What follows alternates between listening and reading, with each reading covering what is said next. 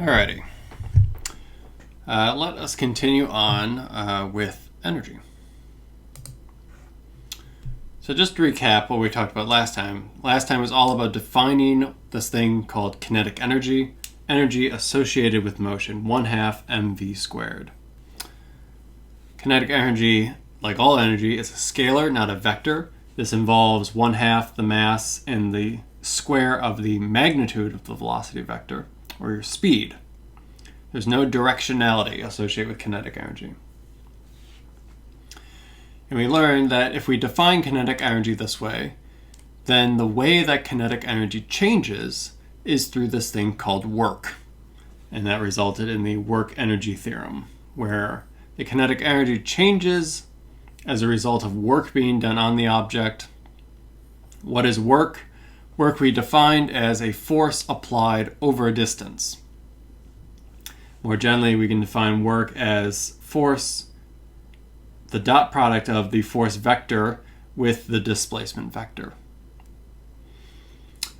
if the force is constant throughout that entire displacement. By the nature of the dot product, again, geometrically, you can think of that if you're going some distance d in the horizontal, it is only the part of the force that points in the horizontal direction that contributes to work. And again, that gets back to what we saw before, where when forces, or equivalently accelerations, are in the same direction as your velocity vector, you speed up. In this case, your kinetic energy increases. We would say that is positive work is being done on the system. If gravity or my hand or something is doing positive work, they're adding energy. The force is adding energy into the system. As and results in the total kinetic energy of the object or system increasing. If the force vector points anti-parallel to the displacement, or equivalently the velocity vector, the force or the net acceleration is pointing in the opposite direction as the velocity vector. As a result, the object slows down. We would say that force is doing negative work on the object. The work that's being done by the force is taking away kinetic energy as a result. And then if the dot product, if the two vectors are perpendicular to one another, the dot product is 0, no work is being done, even if the object is moving. A box sliding across the table is moving in the horizontal direction, though the table itself, it is exerting a contact force which points vertically upward, perpendicular to the direction the box is moving. In that case, the table does no net work on the box. The contact force between the table and the box does not speed up or slow down the object. This is the most general form of the work-energy theorem. The change in kinetic energy is related to the integral of forces over a distance. If it turns out that your net force is a constant, this integral on the right-hand side simplifies. The integral of this, if f is a constant, it can come out of the integral. And this just becomes an integral over all the small little displacements, which just becomes the total net displacement. So in that case, the work is just force dotted with the distance you moved. And that is equal to the change in kinetic energy. Your book uses D in this case, so to make sure to match the book, I like using delta R because that's what we've been using. Your book, for whatever reason, decides this chapter is going to use D instead. So these expressions, though, assume that the net force is a constant force because you took it out of the integral. All right, so let's consider an example. There's a box on a rough surface, and you pull on the box, maybe through a rope. Your pull has a force of 210 newtons that is at a 20-degree angle relative to the horizontal. The coefficient of kinetic friction as the box moves across the surface is 0.3. The box is 50 kilograms. You pull the box for 3 meters across the floor. And the question is, what is the work done by all the forces?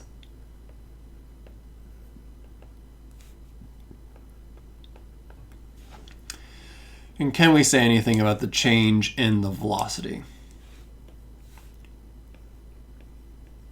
Let's assume we start barely at rest.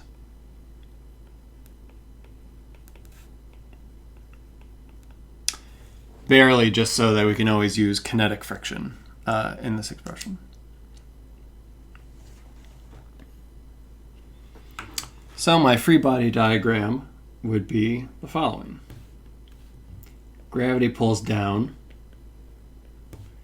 The floor points up. There's some pull that's occurring at an angle. And friction is resisting that motion. In this case, it is kinetic friction that is resisting that motion. Friction always being parallel to the surface, points horizontally to the left. Up and to the right are positive. I can write the kinetic friction force is negative because it points to the left, mu sub k times the normal component, nothing vertically. F sub g, nothing horizontally, points down vertically. The surface, nothing horizontally, points up with some magnitude. And the pull, in this case it would be, I guess I called it F pull times cosine theta, F pull times sine theta, where theta equals 20 degrees. The box is moving, so there is an acceleration. If we wanted to find the change in velocity, say, the first thing we could do is the sum of the forces equals the mass of the box times the acceleration. Use that to get an A in the horizontal direction. That horizontal acceleration is going to be a constant. So we could then plug that into the kinematics equation, assuming it starts at rest, to see how long it takes to move the object 3 meters across the floor. That gives me some t value. And then with that t value, we could plug it in along with the acceleration to get the final velocity. All of that's completely feasible for something I could ask on an exam, for example. But energy actually provides us a much more straightforward way. When you're dealing with distances that are involved, that's sometimes a clue that you're talking about work being done. And if you're going to understand things in terms of work, life gets much simpler.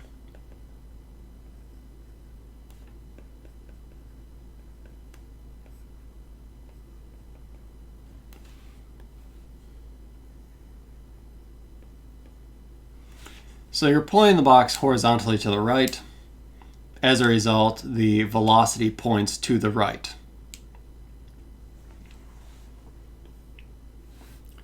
Each of these forces is a constant. So each force a constant.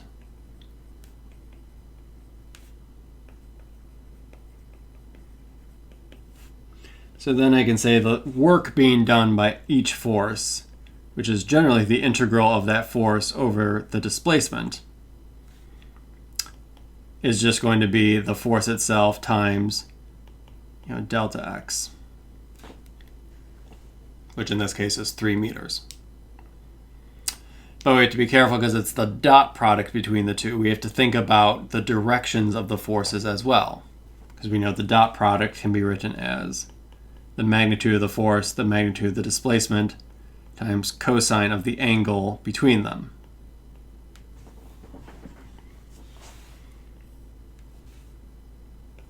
So I could look at what is the angle for gravity. and the velocity. You're moving horizontally, but gravity is pointing straight down. In this case, the angle is 90 degrees. Cosine of 90 degrees is 0. The work done by gravity in this case is 0.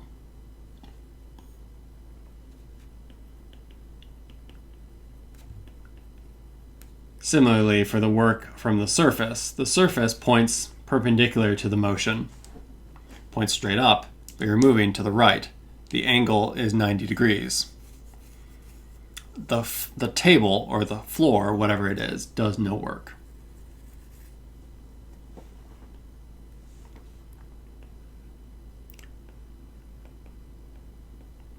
The work done by the pole is, again, the magnitude of the pole times the overall displacement times the cosine of the angle between the two. In this case, the angle between the two is 20 degrees. So I would say this is 210 newtons times 3 meters times cosine of 20 degrees.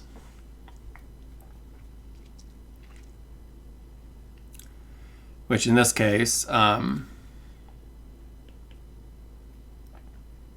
is 592 point, looks like that's all I have,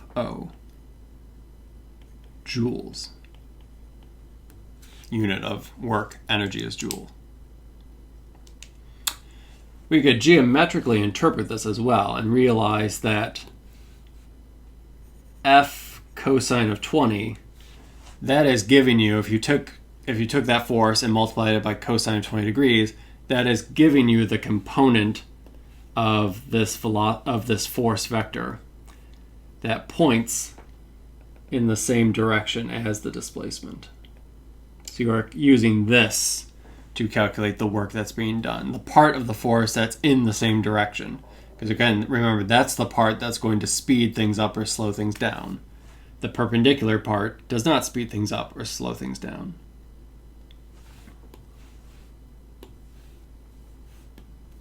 All right, the work from friction is the force of the kinetic friction times the displacement times the cosine of the angle between those two vectors. So here this was 20 degrees. Here this is 180 degrees. You're moving horizontally to the right, but friction points horizontally to the left. If I were to do it emerging from a dot, here's friction, here's the direction you're moving. In this case, that is 180 degrees. Cosine of 180 degrees is just -1. So then this is just negative the kinetic friction times 3 meters in this case.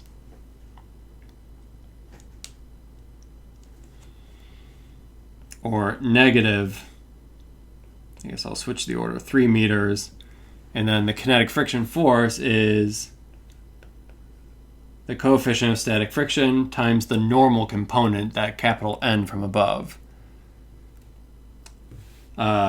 which you would have to solve for using Newton's second law. You would have to say, okay, if all the vertical forces canceled out, I could solve for the normal force. And it's something that looks like that. And then there's the coefficient of kinetic friction.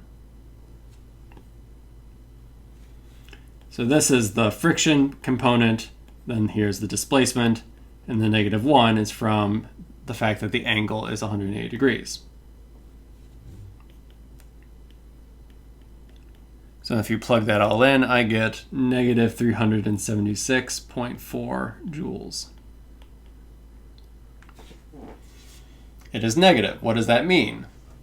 Remember, negative work acting on an object wants to drain away kinetic energy.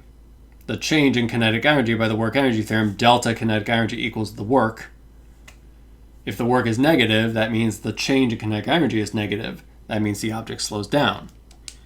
So the pull is trying to speed things up. The friction is trying to slow things down. The net work that's done is then plus 215.6 joules.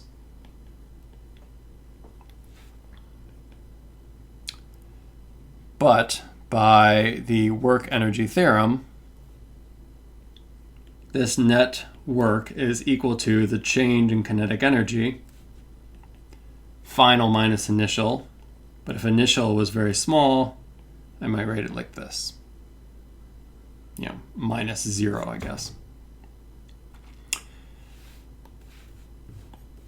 You know this, you know this, you know everything except the final velocity. You can solve for the final velocity, and I get 2.94 meters per second. Which, notice, we found without needing any kinematics equations. No kinematic equations to be seen. We just looked at what was the total amount of work the forces were doing to the object. And with the work energy theorem, we was able to say something about how the kinetic energy of the object changed. It should be more exact. This is actually the magnitude of the velocity vector. The work energy theorem tells you how kinetic energy changes, or if the mass is not changing, it's telling you how the speed is changing. This tells you nothing about the direction the object is moving in. Because again, kinetic energy is a scalar. Nothing about what is involved with the kinetic energy involves directionality. There are no directions at all in kinetic energy. But it does tell you how the speed is changing. So here's a problem for us to now consider. I have an apple, I throw it into the air.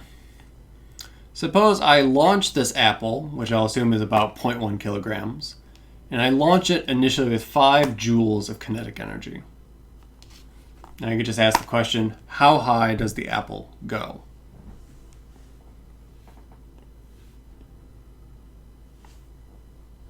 We could, again, solve this with Newton's laws.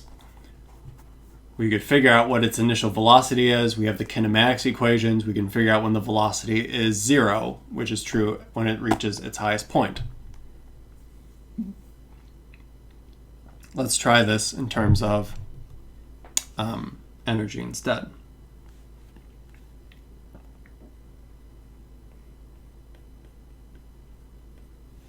Once the apple leaves my hand, it is traveling up, but is feeling a force acting on it that is pointing directly down.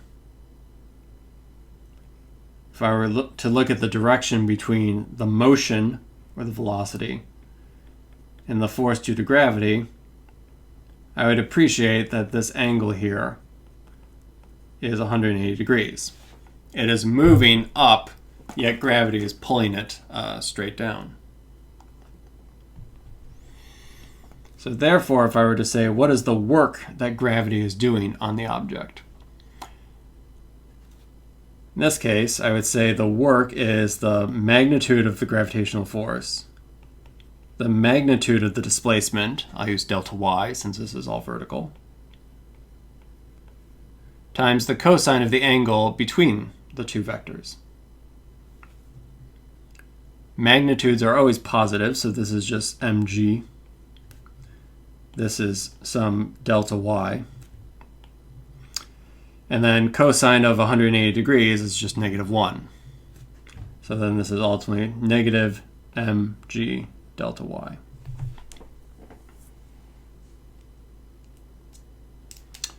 The work that gravity is doing is negative. And does that make sense? Negative work slows down the object. And indeed, as the object is going up into the air, its speed is decreasing.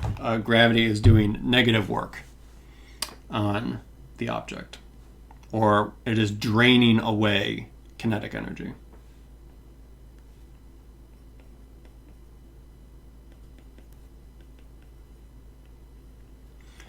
How the kinetic energy changes is by the work energy theorem. The change in kinetic energy is a result of work being done on the system.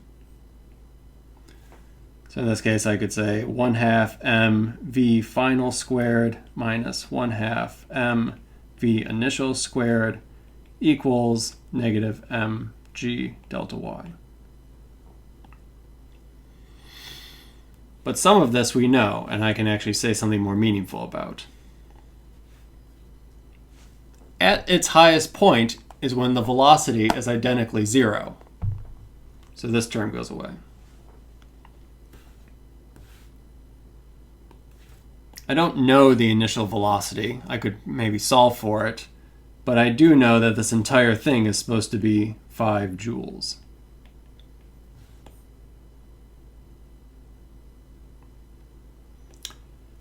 And so as a result, I can write this down as what looks like to be negative 5 joules equals negative 0.1 kilograms times 10 meters per second squared. I'm going to round times delta y.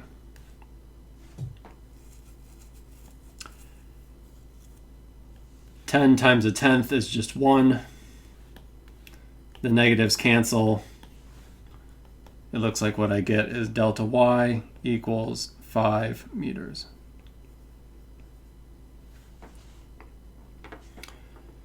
Just by thinking about the work that's being done by gravity, I can say something about how much distance has to be traveled before all the kinetic energy gets drained away, and the kinetic energy of the apple becomes 0, which would be where it's at rest. I would say gravity has to do negative 5 joules of work on the object. So if I were to look at an inventory of what's going on, if I call this 5 joules, then that would make this negative 5 joules. I could say initially there was a certain amount of kinetic energy.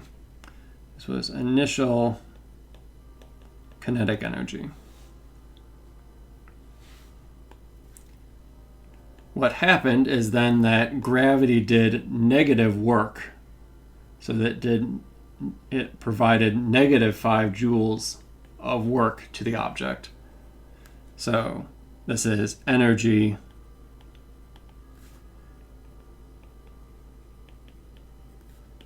taken by gravity. If I add those together, what do I ultimately get? I ultimately get, no kinetic energy at the end. Gravity drained all of the energy away from the apple by doing negative work as the apple rose into the air.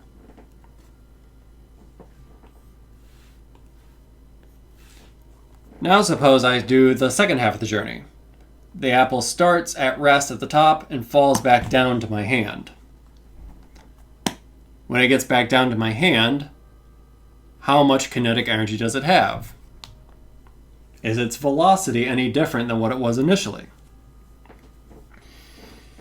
Now, if you think from kinematics, you might think, well, we did this with symmetry arguments, and we said that it ended up back where, with the same amount of speed as what it started at. Let's see that that is indeed the case when we think about this in terms of energy.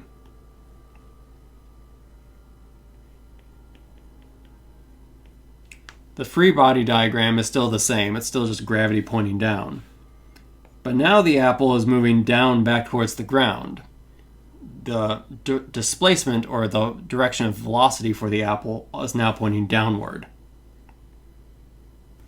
So if I were to look at the angle between the two, the force and the velocity, in this case the angle between them is 0 degrees.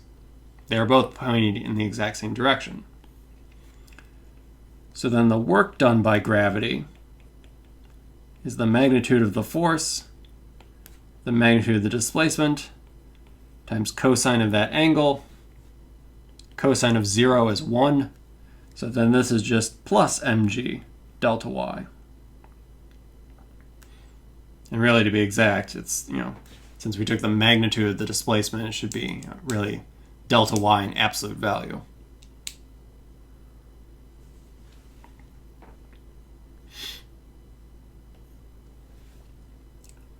So then the change in kinetic energy is from the work done by gravity. There's some final kinetic energy. It had some initial kinetic energy, and that is equal to mg delta y. In this case, it started at rest, so there was no initial kinetic energy.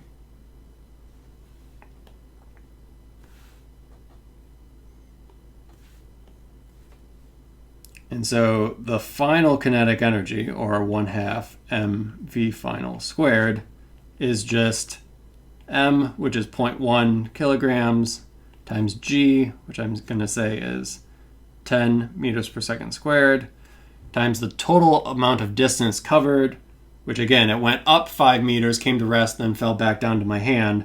So it traveled again another 5 meters. 10 times 0.1 is 1, times 5 is 5. This is indeed 5 joules.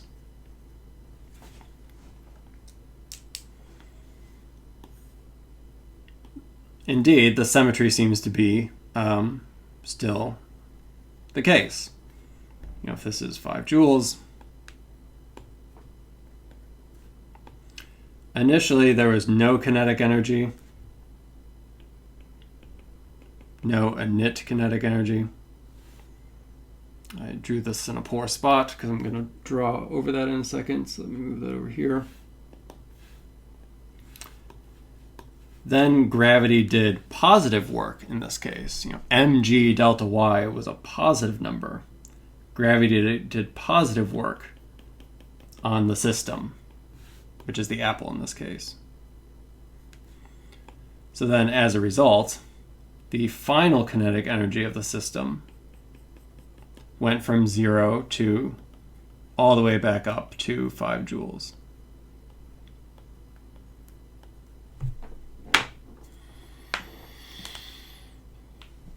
Now, is it serendipity that the kinetic energy returned back to what it originally was? We will find no. Gravity is one of these special forces that conserves energy. Energy that was taken away by gravity was returned by gravity. It is an example of what we'll talk about maybe at the end of this class or at the beginning of next class, is called an example of potential energy.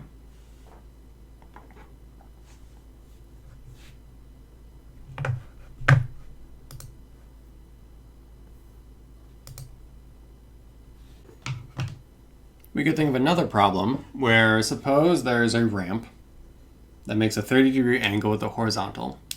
I have a 10 kilogram box that I'm trying to shove as far up the ramp as possible.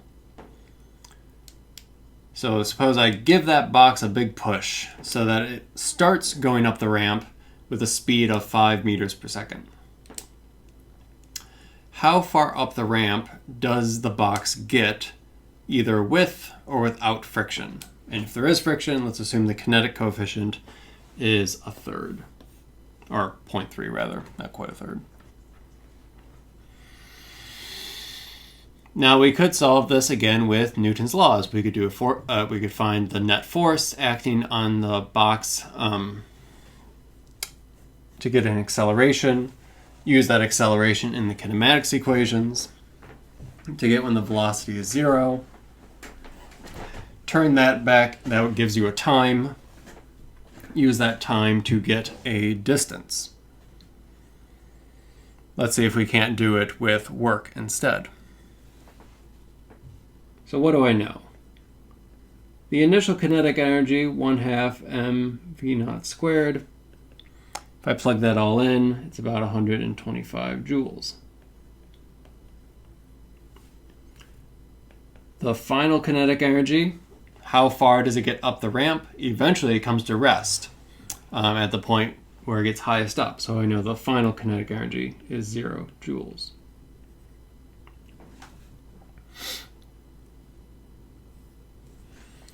So a free body diagram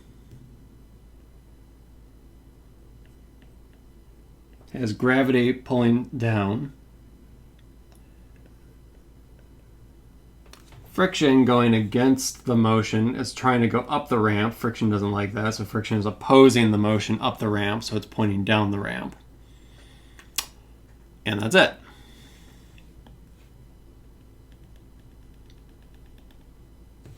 Where this is up the ramp and that is some angle.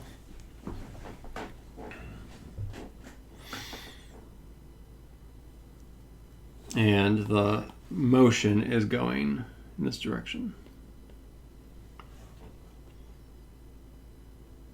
Oh, I guess there's also a contact force, sorry. It's touching the ramp, so there's also a force from the ramp, in a sense, or a normal force. Now the work from the contact force is easy. That is the normal force multiplied by some delta L, I'll say. Let's suppose if I were to draw a picture up here, that the box starts here and it ends here, and it travels some distance, delta L.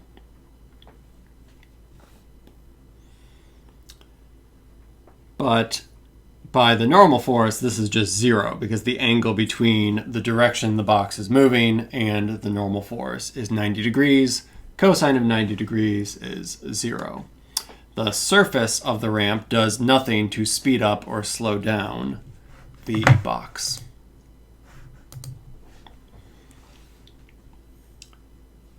Friction is the second easiest of these. So F friction.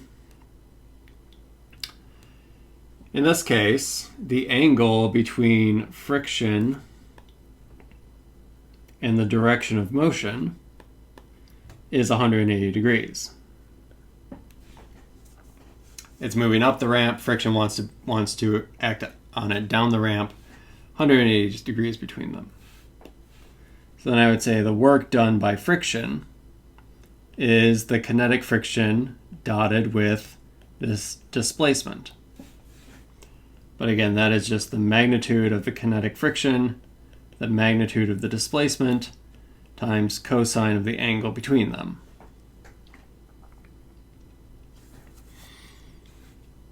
And I guess we need to be careful. There are multiple thetas in this problem. So I'll say that the angle between friction and velocity, I'll call that phi instead. So then this is cosine of phi, not cosine of theta, which is 30 degrees, right? That's the angle the ramp makes. Phi, in this case, is the angle between the two vectors. That's just the definition from the dot product. All right, cosine of 180 degrees is -1, so this is overall a negative number, times some delta L, times the magnitude of the friction force. So that's the kinetic coefficient times the normal component. I'll leave it to you to calculate what that is, but that is just mg cosine of theta. In this case, I mean theta 30 degrees, the angle of the ramp. And you would get that by force balance in the direction perpendicular to the ramp, like we've done it before. But everything here is positive. But that overall negative sign means that this is overall negative. Friction does negative work on the box, which makes sense.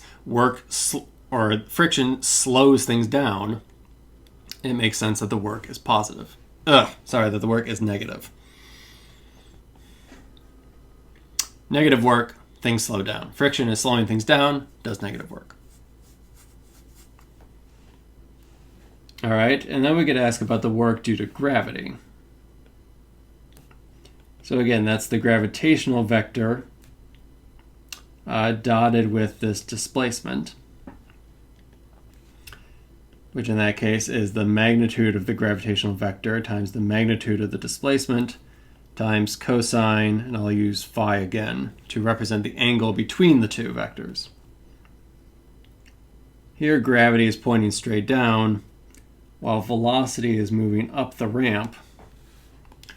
In this case, phi is this angle here, which is greater than 90 degrees and greater by an amount that is the angle of the ramp. So this is 90 degrees plus 30 degrees, or 120 degrees.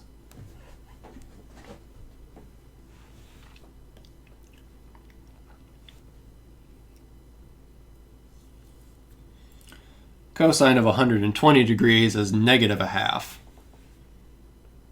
So then this is negative 1/2. The magnitude of the gravitational force is just mg, and then multiplied by the total displacement up the ramp.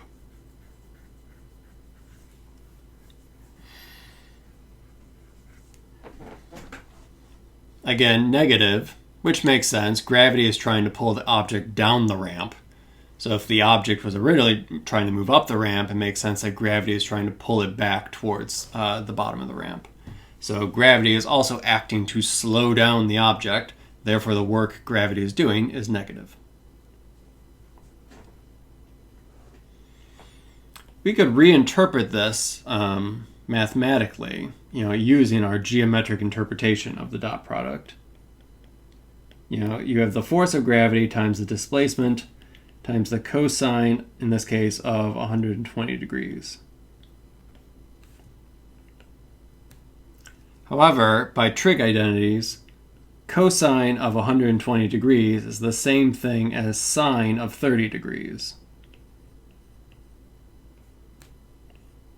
With a negative sign, if I did not say that. Cosine of 120 is negative sine of 30. Times,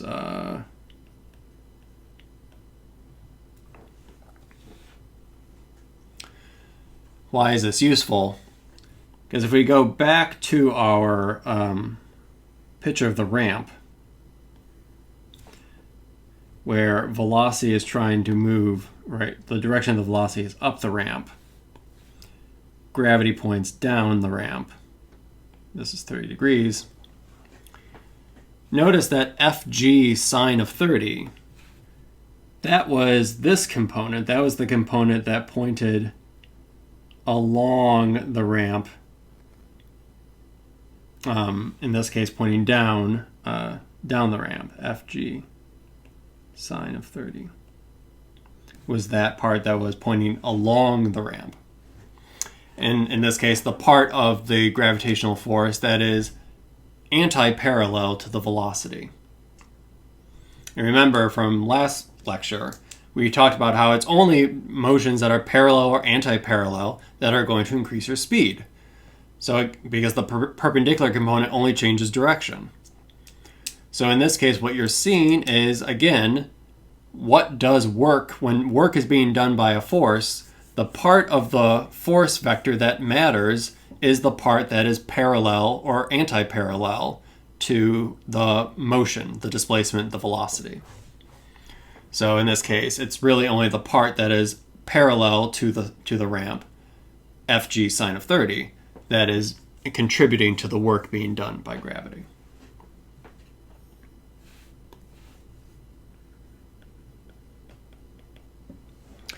So if I plug in numbers, I get that the net work is negative 26 times delta y for friction, plus, and then it's negative 50. Negative 50 delta y. And this is for gravity.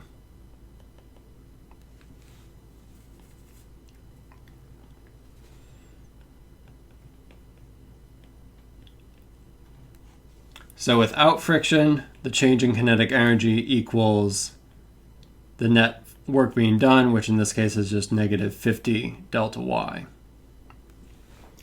The change in kinetic energy we saw above. You started with some initial kinetic energy, you ended with none, so it's 1/2 mv naught squared equals negative 50 delta y. Since the final kinetic energy is 0, you know everything in this expression except delta y. I get that, sorry, not delta y, delta L.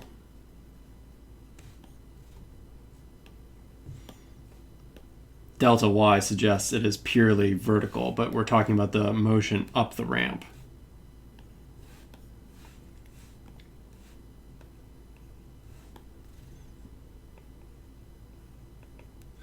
In this case, I get that it travels 2.5 meters up the ramp.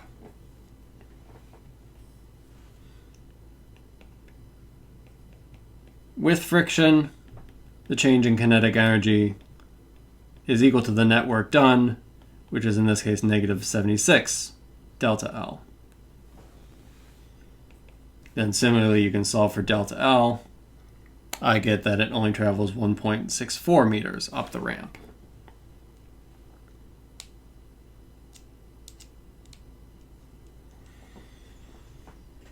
And then if you wanted to, you could translate that into a vertical displacement.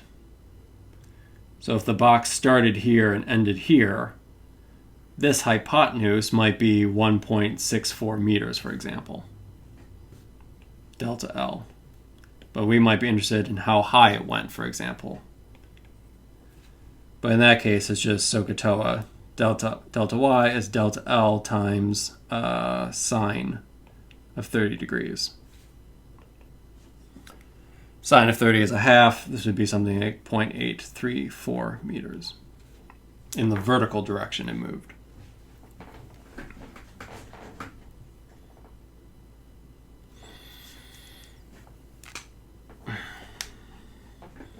So again, just by looking at the component of the force along the direction of motion, which can mean parallel or anti-parallel, if that's being acted on over a certain amount of distance, you can calculate exactly how the kinetic energy is changing.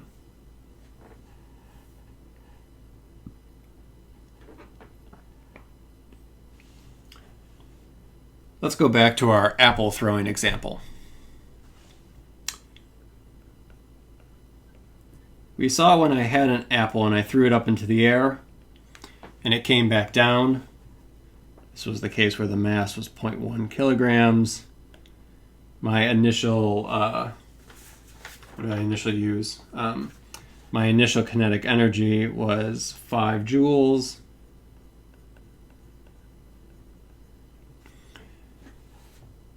We saw that it went 5 meters into the sky before gravity drained away all of those 5 joules. Then there was a moment where it was perfectly stationary. Then it fell back down. By the time it reached back down to my hand, it had regained those 5 joules of energy and returned back to my hand with the same kinetic energy as it had before.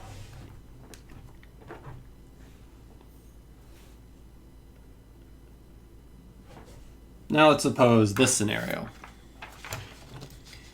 Suppose I throw the apple into the air. It goes up, it slows down, and it eventually reaches its highest point. And suppose right as it reaches its highest point, I quickly slide a ramp underneath the apple. So the apple soars into the air, but then as soon as it reaches its highest point, I put a frictionless ramp below it so that it doesn't travel straight down, but instead it will travel down at an angle. I'll use 45 degrees, say, in this case.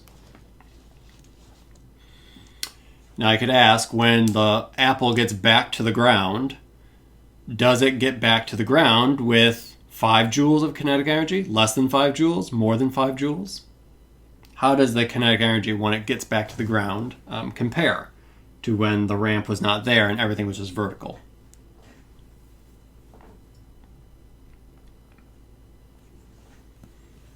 Okay, a free body diagram says that gravity is pulling still straight down. Gravity doesn't care about the ramp. But the velocity vector now, in this case, as it goes down the ramp, or the displacement as it goes down the ramp, is going to be at some angle, particularly the angle here. Actually, it is theta. This angle between them, in this case, is 45 degrees.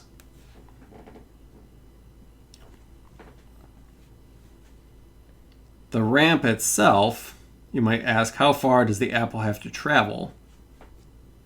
Well, we know the height of the ramp was 5, and this is a 45 degree, so this is also 5. So then the hypotenuse is the square root of 2 times 5 by the Pythagorean theorem. We'll call this delta L. The amount of track it has to go down as it goes down the ramp is 2 times square root of 5 meters, I guess, in this case.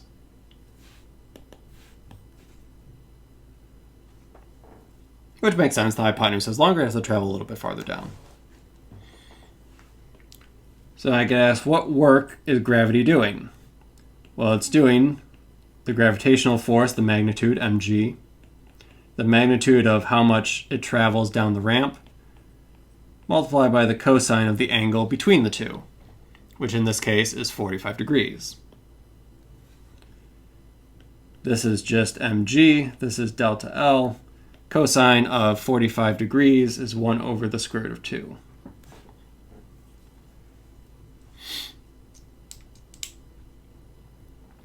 All right. The change in kinetic energy is given by the net work done on the object.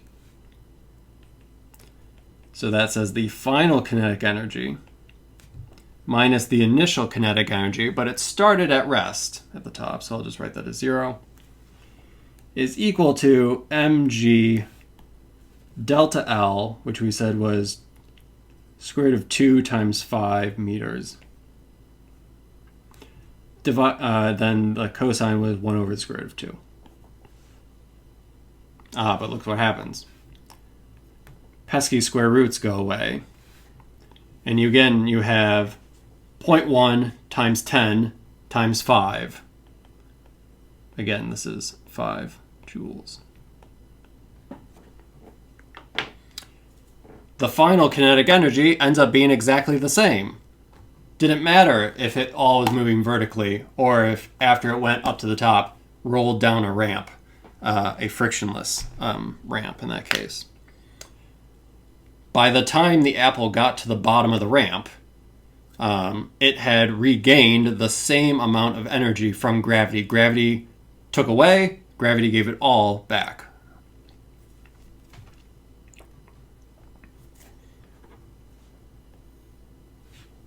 And again, this is not serendipity. There's something about the gravitational force that seems curious about what is going on here.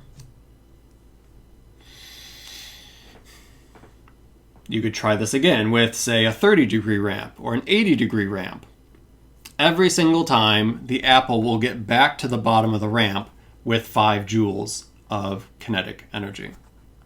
Everything that got lost on its upward journey is regained as it falls back down to the ground. Now, obviously, some things do change.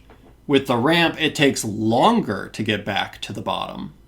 You could imagine the extreme case where you have some incredibly shallow ramp that therefore has to be very, very long. In this case, the angle between the velocity and the force due to gravity is quite large. I could make it really close to, say, 90 degrees, which means it would have a huge hypotenuse to travel down in order to get to the bottom. So it would very gradually regain all that kinetic energy. Versus if there was no ramp at all, where it just falls straight back down, that is the fastest way it can get back to the ground. So the time it takes to get to the bottom changes. And there you would need Newton's laws to help you out. But in terms of the total overall kinetic energy, which in this case is also telling us something about speed, doesn't matter.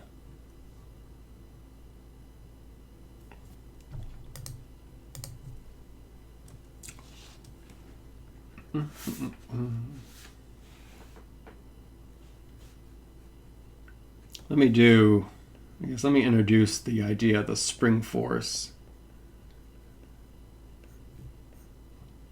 And then I think I will have motivated potential energy, though I won't necessarily define potential energy. So the spring force, recall, the spring is minus some coefficient times, and I call it delta S. Whether the spring was compressed, then it tries to push in the opposite direction to move it back out, or if the spring was stretched, it wants to bring everything back together. An example could be, here's my spring, there's some device, which maybe if I have, maybe this is, I'm blanking, a pinball machine, where there's a pinball that is, coming with some velocity inward, it will hit the device and it might compress the spring a little bit as a result. Eventually, the spring would bring the ball to a stop, and then the spring would try to stretch back out and would launch the ball back in the opposite direction. All right, so this might result in the spring being compressed, for example.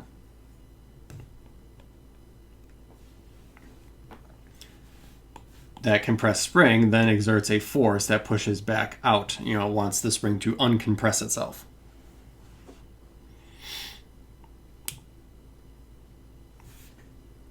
Now, we didn't really see a lot of spring forces when we did Newton's laws, because in order to include the spring force with Newton's laws, you have things that depend on position, like this. This depends on the position of the spring.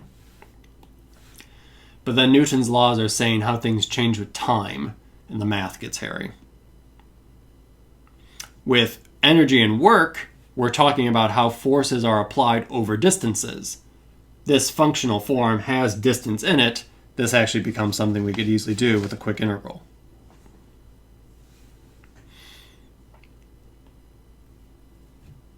So let's suppose, let me just ask the question of, I take a spring and compress it.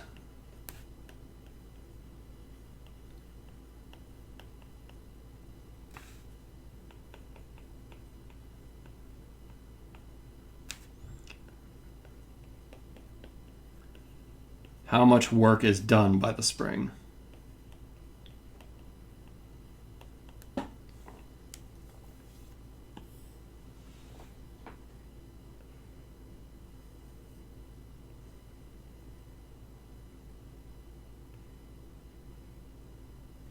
So suppose this is where the spring initially starts. I might call it, we'll see. And then I compress it to some tighter wound distance.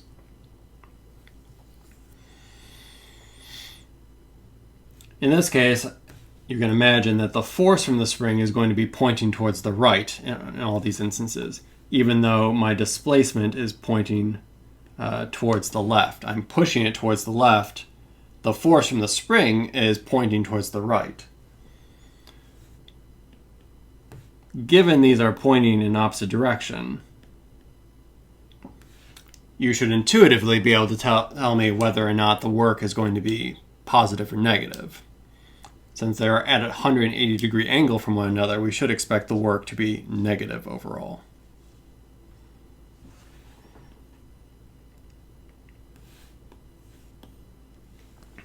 So if I define this as my 0 point, I'm going to say it starts at the origin and it moves to some final x. I'll say it x final.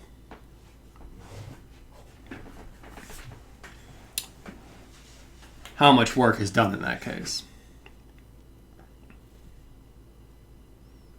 In this case, we actually need to do the integral. So the work is defined as the integral of the force times the displacement, which I'll write as dx since it's 1d.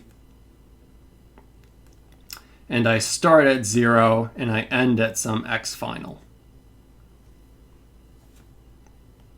This is then the integral from 0 to x final of the magnitude of the spring force times the magnitude of the displacement times the cosine between the two. But we just said that the cosine, it's 180 degrees, cosine is -1. So this is then 0 to x final of the spring force is we got to be careful here, the magnitude of the spring force, in absolute value. So the spring force in this case is kx, and then it's dx.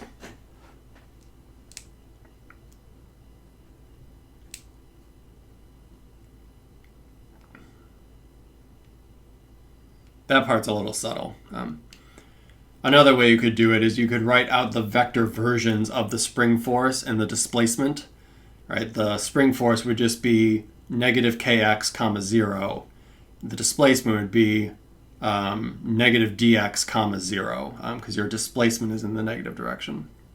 Oh, sorry, no, it'd be positive dx comma 0.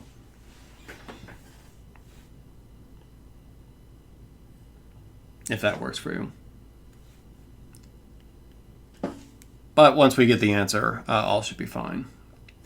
So the integral of a polynomial, and this is just a polynomial, the integral of x dx. The integral of a polynomial is you increase the power by 1 and divide by the new power. Then that's evaluated from starting at 0 to x final. In this case, this is just 1/2 k x final squared. It is indeed negative, because k is just a constant, and x, whatever x is, it's being squared anyway, so who cares? That's overall positive, so negative 1/2 kx squared. By compressing the spring, negative work was done. And by stretching the spring, you might imagine results in positive work being done. You could also think of that as the spring is uncompressing itself. It's trying to move back in the same direction that the object is moving. Like a coil being released onto a ping pong ball, that causes the ping pong ball to gain kinetic energy.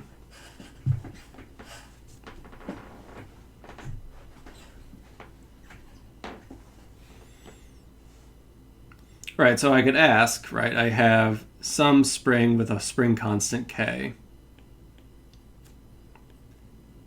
There's a box of mass m that comes flying in with some initial velocity. I could ask, how much does the spring compress before the box and the spring come to rest? This would have been very hard with Newton's laws, because every time the spring changes how compressed it is, the amount of force constantly would be changing. It'd be very hard to tell. It'd be very hard to solve, rather, with Newton's laws. But with energy, the great thing about energy is it allows you to connect 2 points that might be widely separated in time. And just by energy arguments, or by work being done, you can connect these 2 points with a very simple expression. So the initial case might be right when the box gets to the spring. So it's not compressing the spring at all, but it's right about to start compressing the spring. So that would be the initial position. And then the final position might be it compresses the spring, eventually the velocity becomes 0.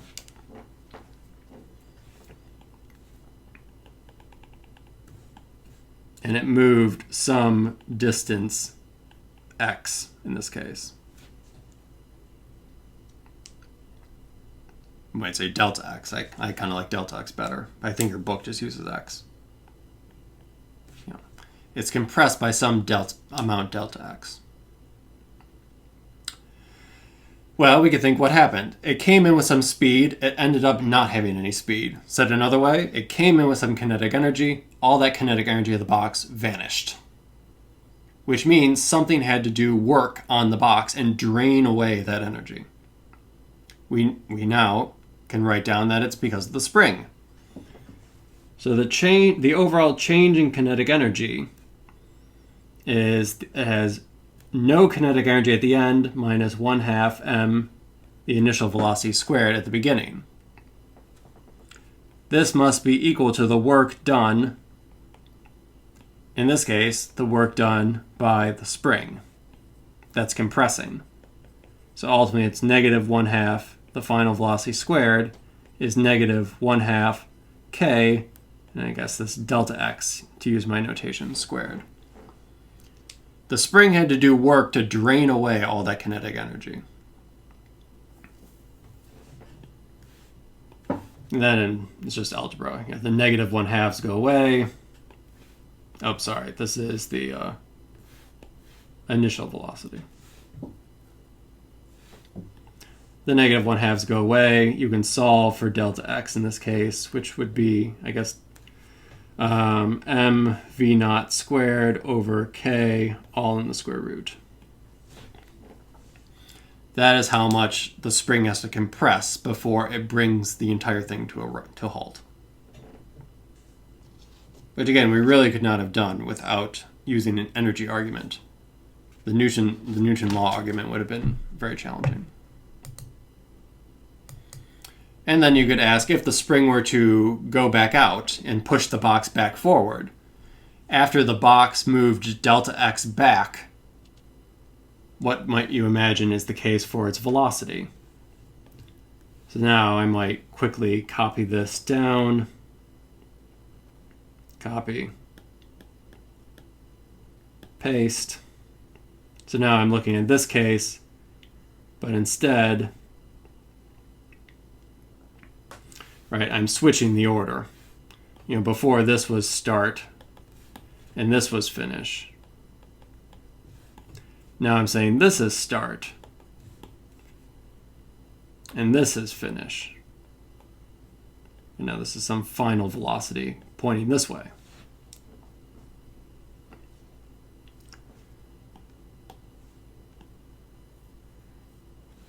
So in the case where the spring is pushing it back out, the change in kinetic energy is now 1/2 mv final squared minus 0.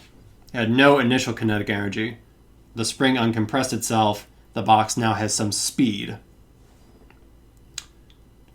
But now the direction the box is moving is the same direction that the force from the spring is applying.